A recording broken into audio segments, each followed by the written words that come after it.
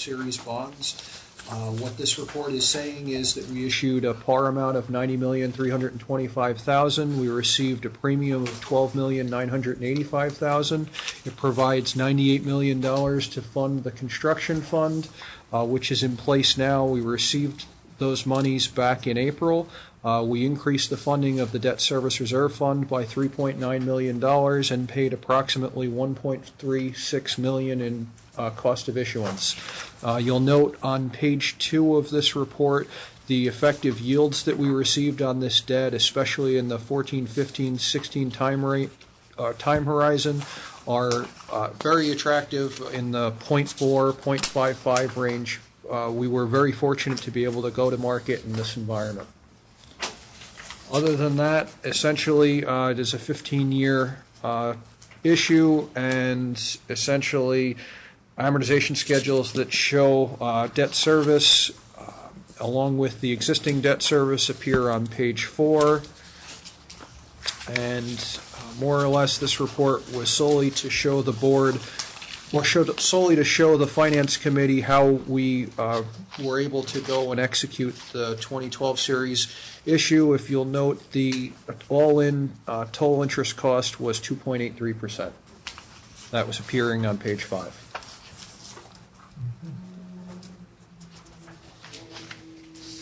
Okay. Any other comments? Rich or Joe? Nope. Motion to approve? Second. All in favor, say aye. Aye. Okay, to forward it on to the final report to the board at the coming meeting. Right? Yeah. Okay, is there any other business that we should take care of now, Brian? This will take care of it? This takes care of it. Motion adjourned. So moved? All in favor, aye. Aye. Opposed? Okay, Mr. Chairman, we're back to you. Now, acting as the chair of the Audit Committee, which includes Commissioner Lashua and Commissioner Higgins, the first item we have is to adopt the minutes of our March meeting. Is there a motion on the minutes? So moved. And second, all in favor? Aye. So moved. We don't have an actual official action to take. Brian has just updated us with the results of the internal auditor's report and the action steps that have been taken here to comply with those recommendations. I don't know if you guys had a chance to look through that, if you have any questions or anything you want to post to Brian about what was covered in that. One thing that I noticed that the auditors mentioned was that the items were generally of a minimal nature, minimal fiscal impact. That's a good sign, I guess. The external auditors are fairly happy with what we're doing. Did the J.D. Edwards receiving module, was that already in J.D. Edwards, or is it? We developed the J.D. Edwards procurement process that we hadn't been using before. Understand J.D. Edwards is kind of like Excel. There's a bunch of functionality there that we didn't fully utilize it because it's made for all types of businesses, not just ours. Up until really last year, we didn't really develop any of that functionality. We've done so, and we've actually implemented it now. Specifically on this receiving, where the receipts are, when something comes in, you receive it, and it's then acknowledged and approved. So what happens is that payment approved. The typical, explanation, if you will, is called a three-way match, where you create a purchase order, then you have the goods receipt come in, and that goods receipt will turn around and automatically accrue the goods receipt in the financial system, so that there is a notice or a record of a goods receipt and the associated liability before the actual invoice comes in. That was their concern, and the implementation of that module did address that. And just to add to the point, though, the three-way match always existed. It was just a paper process, and so we incorporated it into our financial system. Well, it's also, the thing to note is the three-way match, when it was in a paper process, didn't really result in a physical accrual within the financial system, which is the note that the auditor referenced. Okay, now, because the three-way match exists within the J.D. Edwards environment, at the point of receipt, it makes a financial posting to reflect the associated expenditure. Okay. Any other questions? Previously, until we received the invoice, nothing was accounted for. Unless it was specifically called out of the process, it would not have been reflected. Okay, and that's the extent of our agenda for the audit committee. Is there anything else that the members would like to bring up for the committee? Are we all set? Motion to adjourn the audit committee? So moved. Second. All in favor? Okay. Now we're going to go into our regular board meeting agenda for June 21st. I'm joined here at the table by Commissioner Rod Dressel, Commissioner Zane Lashua, Commissioner Roger Higgins, Deputy Director Tara Sullivan, Commissioner Joe Ramalia in disguise, Vice Chair Richard Gerantine, our counsel Giff Whitbeck, and our Executive Director Joe Ruggiero. The first item on our agenda is to adopt, we have two sets of minutes. One set is for the annual meeting, organizational meeting that was held in May. Is there a motion to accept those minutes? So moved. All in favor? Aye. And our second motion would be for the minutes of the regular meeting held the same day. Is there a motion on those? So moved. Second? All in favor? Aye. All right. Nothing under administration. Engineering, Mr. Moreau. Good afternoon. Got a fairly short agenda for you today. But inexpensive. Yeah. That's what he specializes in. We opened bids on the overlay replacement project that's proposed to happen both here at Mid-Hudson and down at Newburgh on the north span.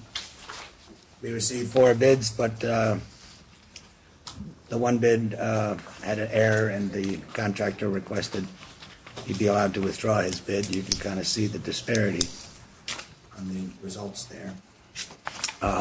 Argenio Brothers was then the lowest responsible bidder. They've worked here in the past, did the West Approach reconstruction many years ago here on Mid-Hudson. Located out of Newburgh, good reputable firm, so we'd like to recommend award to Argenio Brothers at $3,524,600. The resolution's on the back. Questions? Is there a second? Second. All in favor? Aye. Next up is a RFP for services to do the construction inspection assignment for the Newburgh Beacon South Span deck replacement, which we hope to go to bid with later this fall. A couple of integral assignments within this is to manage the PLA as well as provide constructability review during the design development. So we'd like to bring this consultant on board at this time. On the back of the memorandum, you have the matrix analysis of the proposals. We looked at the cost proposals from the top 4 qualified consultants. And Majeski and Masters is provided the best overall proposal. So we recommend award of this 3-year assignment to Majeski and Masters. Is there a motion on that amendment? Or resolution? Second? Second. All in favor? Aye. Thank you. And then our final agenda item is our jobs in progress. The paid contractor on the north span at Newburgh has mobilized this week. We expect them to start production blasting in next week, so they're busy working on containment and getting their equipment in place.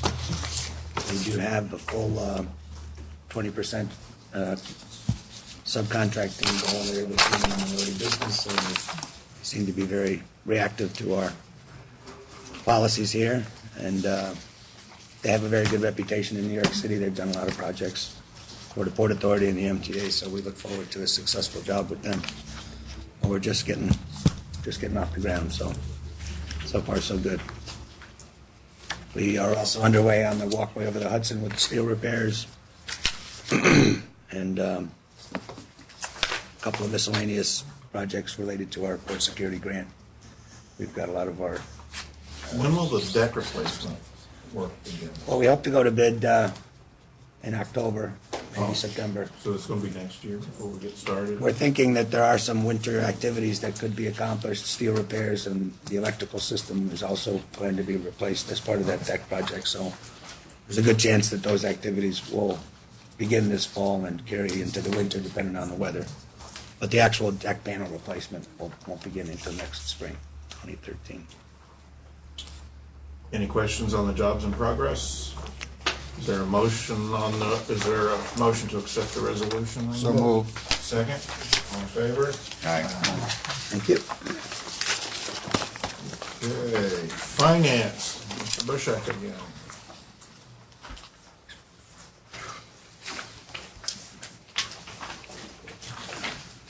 Okay, the first item up is the monthly investment report. There were 5 investments made in the month of May. Basically, 2 in the debt service fund, 1 related to the existing, or the debt that was refinanced in December, and then the other portion is related to the new money financing that we had gone out with in April. Maintenance reserve was routine, and the construction fund will continue to see roughly that level of activity. Turning to the next page, you'll notice that all of those investments were reflected on this sheet. The construction fund is still, most of the proceeds are still there. The only thing to note differently than most months is at the bottom of the page in the revenue fund, there was some money held over because of the way the month ended in terms of timing. There was $1.3 million left at Bank of New York in cash that was used to pay the bond proceeds in the month of June, or the bond debt service cost in the month of June.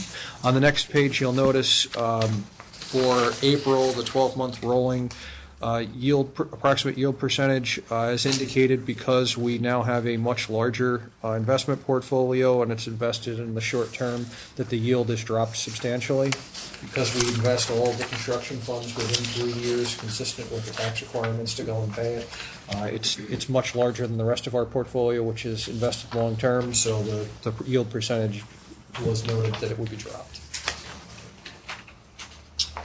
I guess we can't celebrate the low rates we got for our bonds without recognizing that we're not going to get as much back on our interest in investments. So, investment interest. Absolutely. Is there a motion on the finance report? Second? All in favor?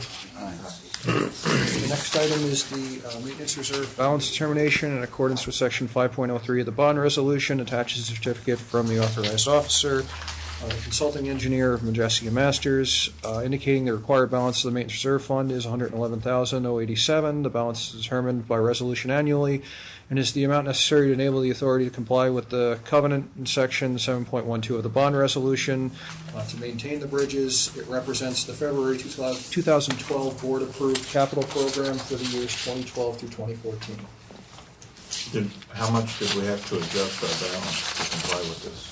Did we have to make any adjustments in that fund to comply with this balance? That we're No. required? This This is a statement of capital needs.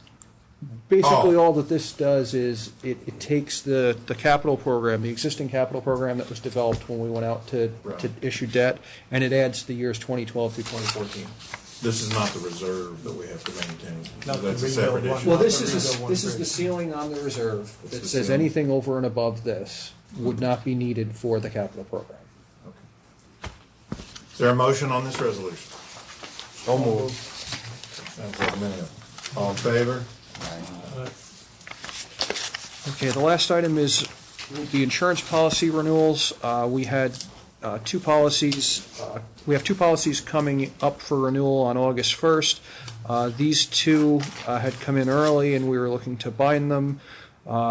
We had gone out to RFP for these in the 2011-2012 timeframe. The 2 of them came back largely similar. The police professional came back identical to prior year, and the general liability came back only $42 higher, associated with our own projections of increased traffic.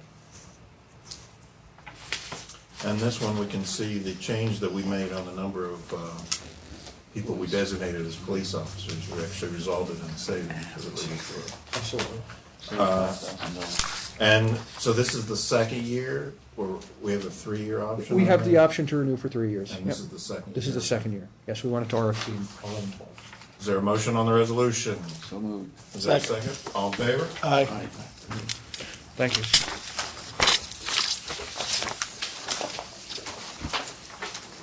Operations. Just one quick thing. Mr. Ferguson. Invoice from the New York State Thruway, which reflects our Easy Pass costs for the first quarter of this year. You see the little chart there. We're up about 4,000 Easy Pass transactions a day over first quarter of last year. The rest of it's pretty straightforward. How much of that is just increased overall traffic, and how much is more people switching to Easy Pass because of the benefit they get on the tolls? Mostly more people switching to Easy Pass overall traffic. We've actually seen a shift in the Steady. market share, if you will, of our customer base to Easy Pass. A couple percentage points to differentiate rates. So it's working. It is working. Anybody have any questions for Mr. Ferguson? I move we pay the state, they need the money. I mean, Is there a second? I pay the throughway, they need the money. Is there a second? Second. All in favor? Thank you. Thank you. Executive Director's monthly report we have. No expensive, and we also have the adjusted traffic classification report as well as the traffic comparison report. For the first time this year, we're beginning to see the decline a bit of commercial traffic. Hasn't impacted our revenues. We're still generating the extra revenue that we would have hoped that the toll increase would have gotten us around the 42%, but we are beginning to see a slight decrease in commercial traffic. Well, I wanted to bring that up, I've outlined it here. I guess I probably come from, and I kind of represent maybe a little bit of the business world out there, but I've been selling some products on the other, or I have customers coming from the other side of the bridge, mainly from Dutchess County, and a couple of them told me, well, they can't come Friday anymore because DOT sets up over here, and the last two Fridays, and it's not, and they didn't get a ticket for their truck, but they had to wait an hour to get checked on. Now, I don't know how many of you folks have to make payroll on Friday night, but I'm coming from the world that an hour is important. I don't get a check Friday night unless I produce. And the customers I'm dealing with do the same. And I just feel this responsibility to bring this up, that it's not quite fair for our brother organizations to sit out here and hold trucks up. And they did it 2 times in a row for one truck, and it didn't have a violation, but still had to wait.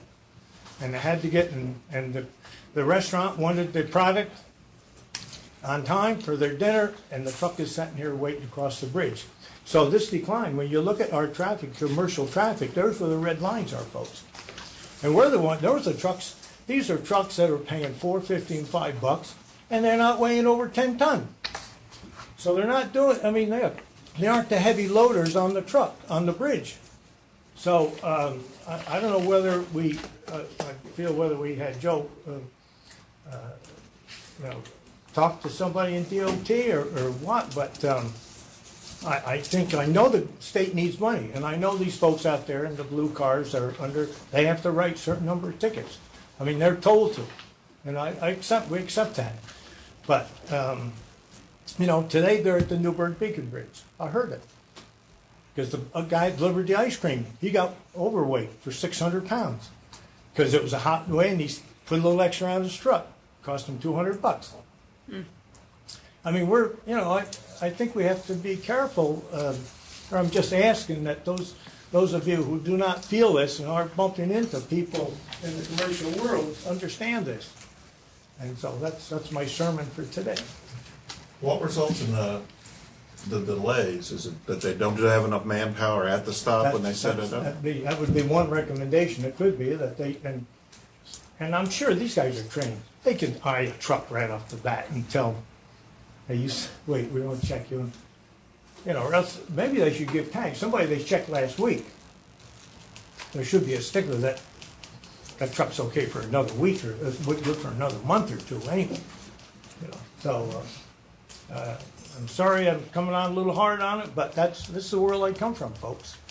We feel like we're getting beat up at times, and we have to work the edges all the time in order to make a profit. And so that's my sermon for today. And as I say, maybe we can talk about someday, Joe, and take it in consideration, and whoever. I do know, I was in a meeting this week in Albany, and some of the issues about tolling and the impact of, potentially what the thruway is going to do and the other agencies, and they are hearing back from truckers and business folks about other regulations that are out there that are having other impacts, and there might be a dialogue going on in Albany to see how, even though they're reaching for tolls, what other things can provide some relief. So maybe this is maybe an area to talk to. Until you've walked in somebody else's shoes, you do not know what their problems are. I'm sure DOT commissioner, or the commissioner of DOT has got his hands full, just like all the rest of us that are managing an organization. But, unless I feel like we alert them a little bit of our concerns and appreciate some little help there. Sure. I would have to agree with Commissioner Dressel regarding that point. And down in Marlboro, they have DOT sitting right across from St. Mary's Church in a parking lot and pulling every truck over. I mean, we're talking about lawn maintenance service trucks, and it's not that they're not legal, they're not safety, but there again, the time involved of holding 2 or 3 people up on a crew for an hour, hour and a half is very costly to the operator of the lawn service. I would make a recommendation from this board, if the board would allow it, to have Joe write a letter to the appropriate authorities stating that, we understand they have to do a job and safety's first, but there again, if they could do it in a way which can be accommodating much quicker in doing such, so that they're not waiting. I mean, you're going to get a ticket, you're going to get a ticket, period. I mean, that's based on the legalities of various things. You're nothing going to do about that, but the thing is, if you're going to hold me up for an hour, hour and a half, maybe you could do something about that point. And not doing it in an antagonist way, but a way that, in a nice way that is concerned to customers of ours that use the bridge. They have discretion, don't they, to wave some on and pull some over? So if they were full and there was a wait, they could just let some go by. State troopers used to do that when they had roadblocks out on the main highway, and they got so many, it's like, just keep going, in other words, and then spot check, random check. I don't think they're not doing that, though. I don't think they're queuing everyone up over here. I do. The signs have said all trucks for the past 2 Fridays. But they also wave trucks through. They don't queue the trucks up. I think what the commissioners are talking about is when somebody's cited for a violation, it can take quite a bit of time for them to process them and get them out of the parking lot. Right. That may be, there's not a line of trucks out there. At the same time, when they get in there, it takes them a while because they are light-staffed, and, it does take quite a bit of time to process a vehicle through. And they're doing more than just a weight check. They're just checking all the paperwork and so forth. There's safety things. They go through the brakes there. Yeah, Phil may have a better idea what's in it. How long does one inspection take? Depending on the size of the truck. Yeah, it could take Per truck? I assume other factors that could be affecting us are the increase in the toll and the general economy, or? I would think more the economy and gas prices and what's going on in Although the those are down now, so. Well, recent, not at the time. Satisfied at $3.50 a We're gallon. seeing Can you imagine? increases in commercial, so this is just a recent issue. Okay. Okay, and the toll increase has been in effect since late January.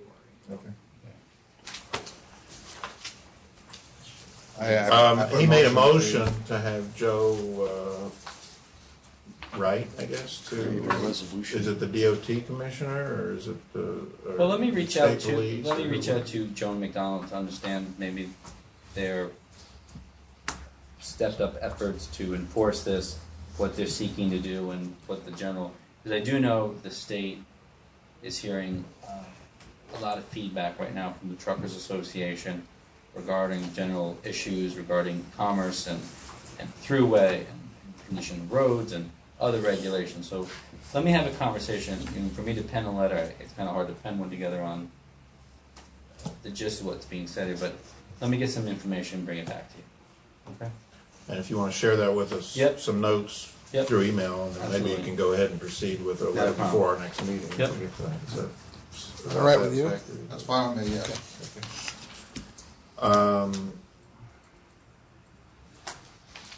And then we've got our, under new business, our Deputy Tara Sullivan has a request. You need our approval to serve? Is that what? I actually need your signature on a request to the State Board of Ethics, saying basically that you're okay with it, and that will make them okay with it. We got, you probably saw this, a pretty lengthy memo from council. They've carefully checked what my duties here are versus my duties on the ethics board, and that there is no conflict. Move we direct the chairman to sign the letter. Is there a second? Second. All in favor? Aye. Thank you. Okay. I'm informed we have a couple of items to discuss in executive session, attorney-client issues, and so there'll be no action taken by the board after that, and so I guess we go ahead and adjourn. There's a motion to adjourn the meeting. Second? Second. All in favor? Thank you, and thank you, staff.